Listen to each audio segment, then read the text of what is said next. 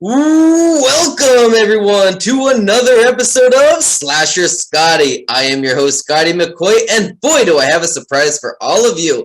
I have on Zoom with me right now a very good friend of mine, Nicolai Kabana, and he played Anthony in Valentine Bluffs. Hey Nicolai, how are you doing today? I'm doing good. How about you? I'm doing good. I'm so glad to have you on. I know we met a couple years ago now, and I'm so glad that I can actually interview you this time around.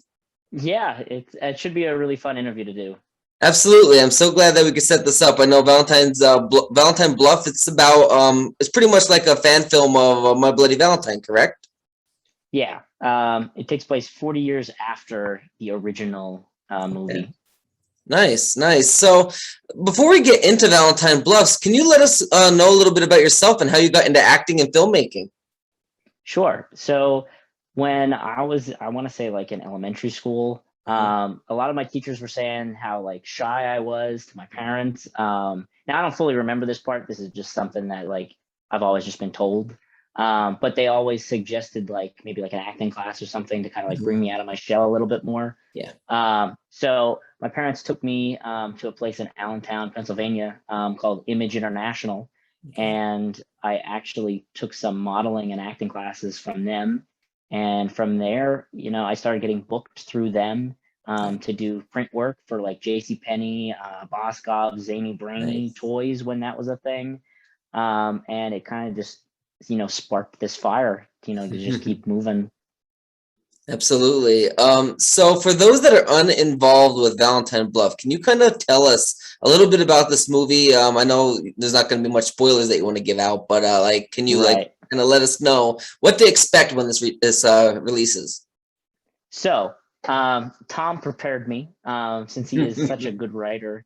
He wrote a little synopsis, so I'm just going to read that. Sounds So that good. way I cover my butt and I don't Perfect. spoil anything. You don't want to pull a Tom Uh, Holland. yeah, I want my scripts other than my scenes in the future. All right, Absolutely. so this is the synopsis to Valentine Bluffs. After the horrific events that took place in Valentine Bluffs, TJ and Sarah struggle to move on with their lives in a new town. Circumstances force TJ to move back to his hometown, where he tries to start a new life. 40 years pass, and the town of Valentine Bluffs has forgotten the names of Axel Palmer and Harry Warden. The next generation is getting ready to celebrate the big Valentine's Day dance. All seems well until an ominous figure wielding a pickaxe appears, leaving a trail of carnage behind. That sounds really good. I can't wait to see this when it comes out. Is there an anticipated release date for it yet?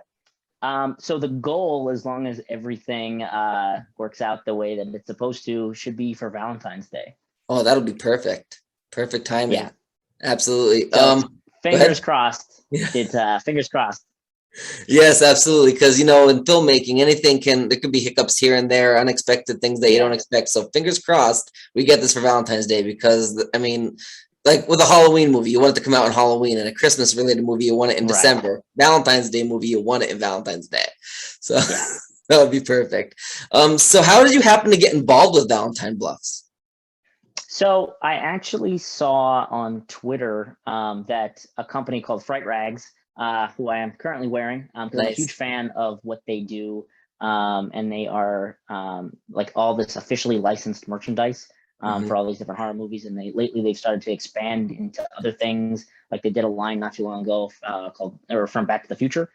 So I've been following them for a good chunk of time, and I saw that they were doing they sponsored a film called Valentine Bluffs, Okay. and I had shared the post, and a friend of mine from college, his name is Brandon, messaged me, and he said, I saw that you shared the post from Fright Rags about the movie, and I'm actually working on the movie.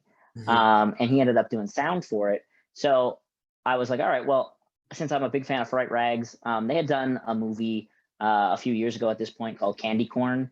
Okay. And I was really bummed that I missed out on the opportunity to, help support that movie and help that grow. Yeah. So when this one came around, I was like, well, I'm definitely going to be a part of this Fright Rags world this time. Yeah. So he messaged me and he sent me some details and said that there was going to be an Indiegogo page. And I didn't really know too much about like what the perks or anything were going to be. But I knew there was going to be a perk in the movie for a cameo. And I was like, all right, well, I'm going to do my best to get that perk and, you know, be a part of this movie.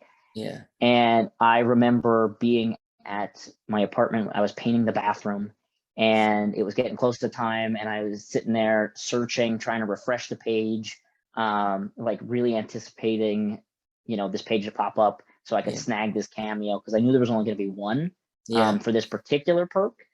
So I think I grabbed it in like the first like 13 seconds that it popped up. So it was a great way to like kick off the campaign, and I was super excited. And then shortly after that, I got a message from Tom saying, who's the director and the writer of the film, that you know, we're going to start planning some stuff and talking to him. And as an actor, you know, I want someone ahead of time to know how tall I am. Because I didn't know what was going to be asked of me, you know, getting on set. So I just wanted them not to write something that like somebody that's 6 foot should be the role for, and I'm 5'4". So I just like to prepare, you know, people ahead of time for that. But it worked out great. I play a high school student in the movie, so we don't have to worry about being 6 foot for that. But yeah, then I had my first meeting with Tom in person, and he told me about how that they really liked the audition that I sent in, and the role was going to get a bit bigger. So then they added lines to it, and it became a more full-rounded character versus a cameo. Nice. And actually, during that meeting, he asked me if I was related to someone named Anthony Kabana, because they had bought the perk to name a character in the movie, and Anthony is actually my brother. So it's a good, it's like a great honor to be the character named after my brother in this movie. Awesome. That's really cool. I know I just booked an interview with Penny Nichols. I don't know if you worked with her on Valentine Bluffs. I might have. I think she's from the Baltimore area. Okay.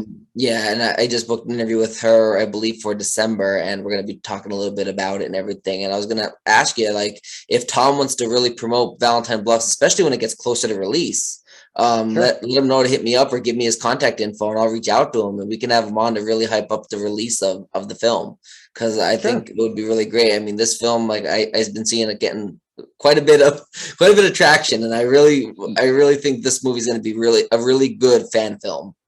Yeah, I mean, it just out of the traction that it has so far. Now, I haven't looked at the page in a little bit, but like if I'm not mistaken, the Indiegogo page is still going. And last I checked, it was like 40,000 plus. Yeah, I think it's on demand. Yeah. So I'm really excited, you know, to see when it comes out, you know, what the fans of Valentine Bluffs and stuff can do with this. Absolutely. I think it's going to be really great. And I think that, and I don't know Tom, but I love when a fan film is actually done by people that are actually fans of the franchise, because then they give the love that the franchise and the film itself would deserve. It just makes it so much better. It really does. And with Tom, especially working on this film, you know, I feel really great that he is one of the people in charge of making all this happen. Because there's a lot of, like, without spoiling any of it, there's some really cool homages to the original movie in this that are pretty exciting. That's awesome. So I know you were also in Gotham. I remember you briefly talked about it when we used to hang out at Yags's place, and I just wanted to kind of know, how did you happen to get a role in that, and what was that experience like being in that show?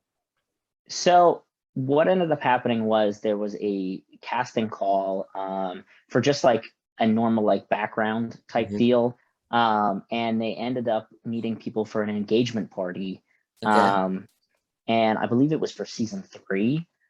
So I went and I had a great time filming that scene and stuff. And you know, as an extra on films and stuff, you can just go home and you don't really expect to hear much after that about anything. But then like a week later, I got another message saying, hey, you know, we loved having you on set. would you like to come back and be at the wedding since you were at the engagement party? And I said, yeah, sure. Like, I wouldn't mind. That'd be great. So I went back to New York. We shot that. And that was another day. You know, it was really great. I was like, all right, this was awesome. Nothing's going to come from this probably afterwards. And then they called me again. And they're like, well, so you were at the engagement party. You were at the wedding. Do you want to come to his funeral? And I'm like, all right, let's do this. So I got 3 chances to get to work on the Gotham set. And they were all so nice. That's awesome. And it was great to get to work with. That's awesome. And you were also in Army of the Dead. I know big names like Dave Bautista, and that were in that. Yeah. So that's a pretty big movie to be involved in. So what was it like to be a part of that? So it was really cool to get to just have the honor to be on set for that. Not only was it the first project that I ever got to work on for Netflix, but it was also my first Zack Snyder production as well. And it was cool because we got to go down like a day or two before, because they wanted us to like audition for Zack, and like they taught us to do zombie walks and different things like that. And then this was like the first set that they took our phones away from us. So for the 3 or 4 days that I was on set as one of the zombies, because we shot our portions anyway in Atlantic City at the Showboat Hotel. Yeah. And when we were filming that, it was so weird to like not have your phone for like, maybe like 10, 12 hours a day. Yeah. And people would like randomly be messaging, and I'd be like, I didn't have my phone all day. Don't worry. Like, I'm fine if I don't answer, for these 3 days. Because the schedule was like crazy. We would get there some days at like 3 a.m. And then some days, we wouldn't leave till like 6 p.m. But I know that sounds like a really long day, and it was at times, but we had such a great time on there. Time flew by so fast. And honestly, for me, because I'm a big fan of Zack Snyder, getting to see him work in person was so wonderful. Because it wasn't one of those experiences where I got to see him sit behind a monitor and not really engage. He was awesome getting to like, he would like talk to the extras, the random crew and stuff that were just around.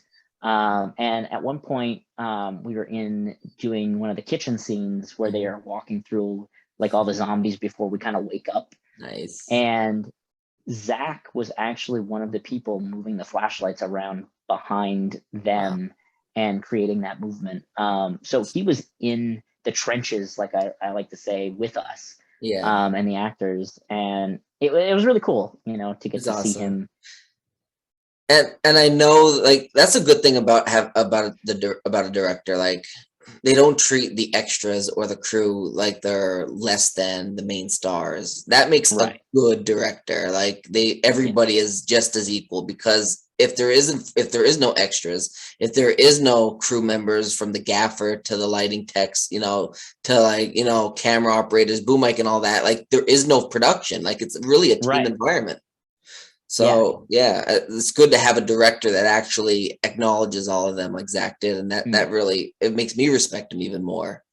Yeah. And funny enough, you would think that because, we live in this world of like, everybody's always on their phones and stuff.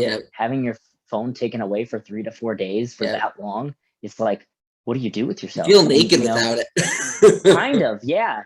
But it was also weird because it's like you had to go talk to people. You had to make friends. And I actually, the friends that I made on set, we still get together like once, every couple weeks and hang out. We're actually going to go to Sleepy Hollow this weekend. So we're still like 2-3 years later at this point, we're still all getting together and having a good time. So did they take your phones away just because they didn't want anything to leak about the film? I'm assuming that's the reason why. That was the big thing. Like, even like when we walked outside, we had to like wear ponchos and stuff to cover like our costumes and all that. Wow. So it was really big, like hush kind of deal. And I mean, this is Netflix too, so obviously, like, they're very. I'm assuming they're very like strict with all that stuff, which I wouldn't. No, I don't blame them either. Yeah. Now, did you work with Genevieve Rossi on that? What character did she play? She was the Shambler zombie, and she played another zombie in that. Because I interviewed her might about this have. as well, and I didn't know if you worked with her. I might have. Okay. We didn't necessarily get to like talk to every zombie that Okay. was on set. So like I ended up getting pulled with like a certain group, and we all kind of Okay. had like our own little like groupings, I guess I is the got best you. way to put it. So I mostly saw them every day. So I'm not entirely sure if So I it was like ran into this her. group of zombies, for example, would be Group A, and then there's another set that would be like a Group B, and they'd be in their own separate Yeah, with filming. That makes sense yeah. then. Yeah. So Because what? it was all more so about like how much work you had done Right. in the makeup chair and stuff in the morning, which Yeah. determined what like category you were in. Mm-hmm. So how long were you in the makeup chair? So I actually got a little, I don't know how to put this. So originally they were like, yeah, we're going to give everybody makeup. Yeah. And we were running out of time, as Okay. film tends to happen. So they had an artist originally make these like custom fit masks Okay. for different zombies. So I ended up getting paired with one of those. Okay. And as like kind of bummed that I was, because I was like, oh man, that would have been like my first experience with like this major production of makeup. Yeah. It actually worked out really well that I Okay. had a mask, because like when you watch the movie, a lot of the zombies, are pretty buried Mm-hmm. in things that you can't really like see who is who. Yeah. But if you watch the documentary that Netflix made, they Okay. actually have a section where they talk about the masks. Okay. And myself and my friend Shane actually are in that wearing our masks that they got on tape, like in between takes and stuff. So if it wasn't for that mask, I probably Right. wouldn't have been seen at all in it. So it was Right. pretty cool. Awesome. So did you happen to meet Dave Bautista on set at all? He was walking around. I didn't personally get to meet him. A Okay. couple of my friends did get to meet him, and they said he was really awesome. And he Nice. was getting like pictures with a bunch of the zombies and stuff. So he seemed Nice. to be having a pretty good time with everybody. Yeah. And he's the lead, so he was probably very busy like preparing and getting everything set up, Yeah, and I can only imagine. yeah. So shifting gears, obviously a good friend of ours, Tony Blackwell, Anthony Blackwell, he has a bunch of podcasts and you're involved with them. So can you Mm-hmm. tell us a bit about the podcast that you do with him, and like what do you do with them podcasts and what they're about? So my role, because we're going on like year 4 of the Mm-hmm. podcasts right now, my role has like changed so much over the years. I've been bounced around from like doing video editing things, which I still do every now and again. I've done like the spoof logos that you see for some of the shows. And then I was one of the interviewers on Interviews with Everyday People. Yep. My main show is Not Cool in High School, which I am still currently on, and we film every other Tuesday. Mm-hmm. And I was on for a little bit of Truth Behind Illusion. And I also, every now and again, when we go to like particular events, like this year, Truth Behind Illusion went to the old Jim Thorpe jail, and I got to go and be behind the scenes and take a bunch of the photography during the podcast, which was a lot of fun. That is awesome. That's really cool. I know, I remember Tony asked me to be the first interview for Interviews with Everyday Mm-hmm. People, and that was a lot of fun. You and him interviewed me with that, and that was a lot of fun. And I know I think he's taking a break from that currently, and I think it's going to be coming back, if I'm not mistaken, pretty soon. Yeah, So I'm pretty sure we'll see some more in yeah. 2022 of interviews.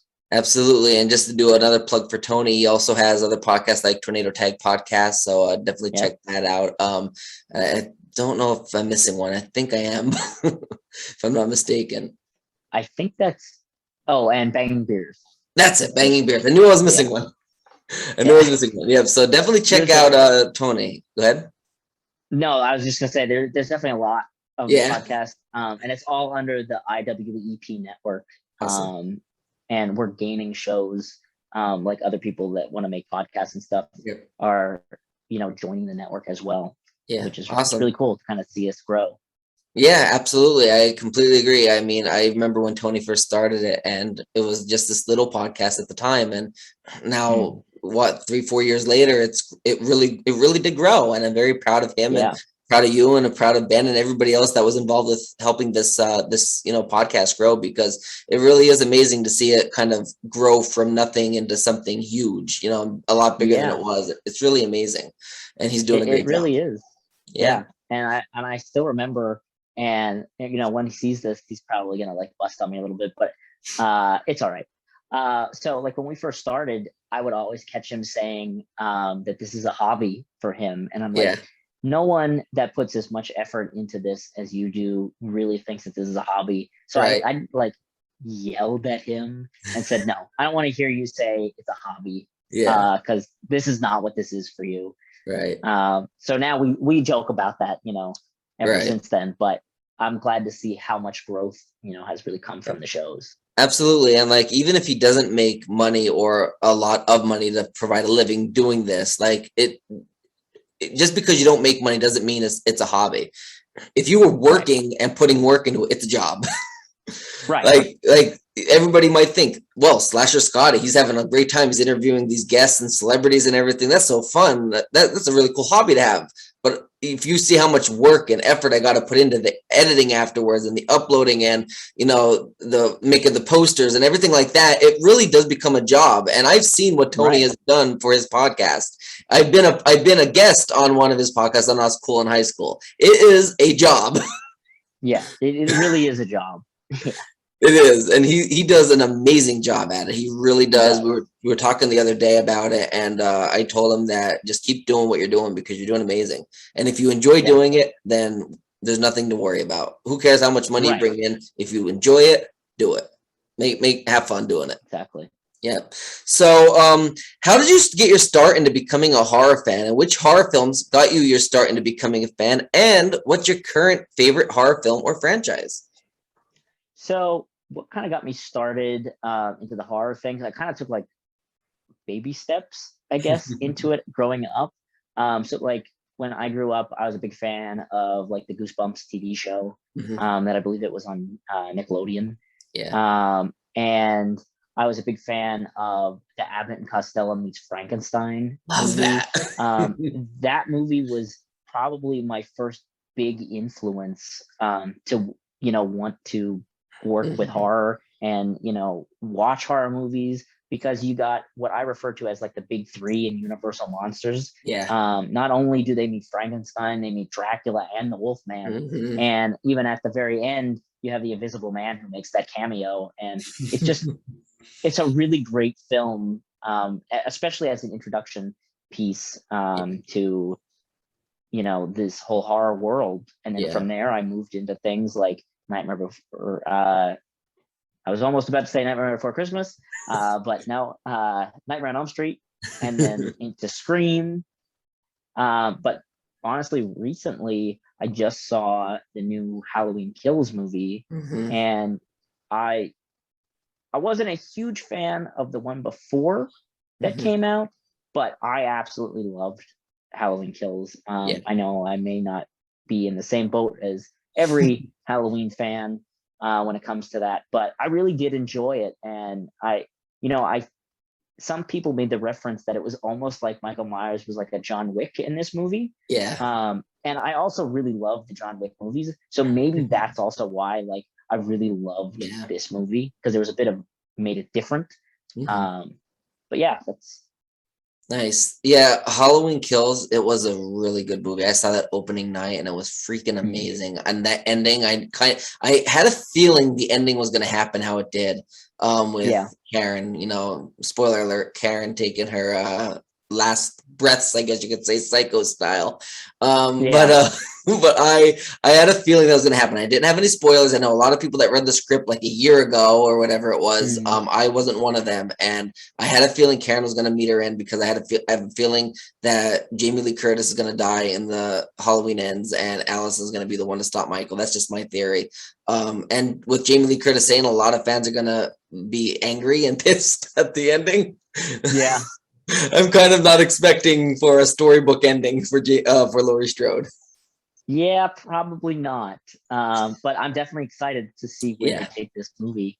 Yeah, and if you think about it, this year we would have had Halloween Ends if it wasn't for COVID-19, because Halloween Kills is that supposed is to be true. 2020. Yeah, but ultimately, I mean, it gave me a year to look forward to it, and it was a year worth it Yeah. because I really enjoyed it.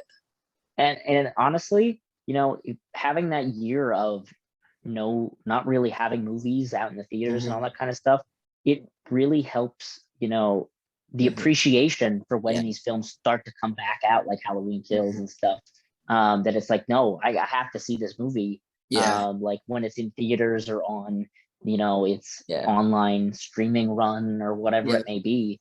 yeah. Instead of being like, oh well, I'll just wait, a couple months. Yeah, I probably spent about, I think it was like $100 for tickets and food and everything for me and Kyle to go. And he's like, wait, this is on Peacock. I'm like, yeah. And he's like, why are we spending $100 to go to the theaters to see this? I'm like, because it needs to be seen in the theaters. It's not the same.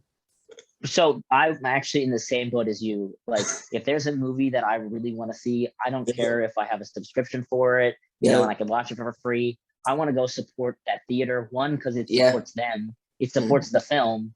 And I just love being in a theater. Yeah, It's and a it also different experience.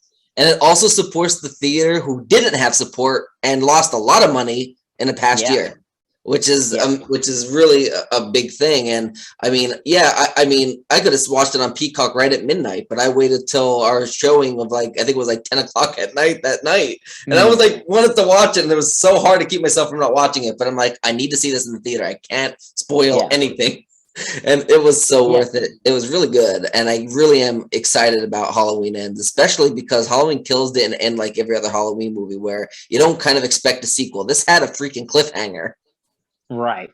So it's something that for anybody that hasn't seen Halloween Kills, definitely go see it. And even Halloween Ends when that comes out next year, you definitely want to see that as well.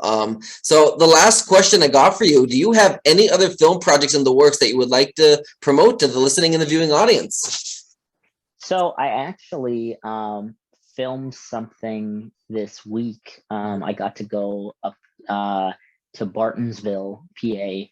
And I was asked a couple of weeks ago by a guy named Tyler who works up at this place called Trapdoor Escape Rooms. And they are working on a new escape room. I think they have like 5 or 6 of them right now. But this new one is going to be like this Alice in Wonderland where it's kind of like a twisted reality type thing. And they're in a mental hospital. And they were looking for actors and asked if I would come up and, be a part of it. And I am one of the orderlies that you will see, if you go and play the escape room, you're going to see the videos of me in that and my twisted alter ego as one of the cards that the Queen of Hearts has in her army. That's awesome. That sounds really cool. Let me know when that comes out because I would love to see that as well. And I'll obviously promote it, share it, whatever I have to do as well. But I thank you so much, Nicolai, for joining me. Thank you very much for having me. It was a lot of fun. It was. It really was. I really enjoyed having you. And you take care. Okay, buddy? Thanks. All right. You take care too. All right. Bye. Bye.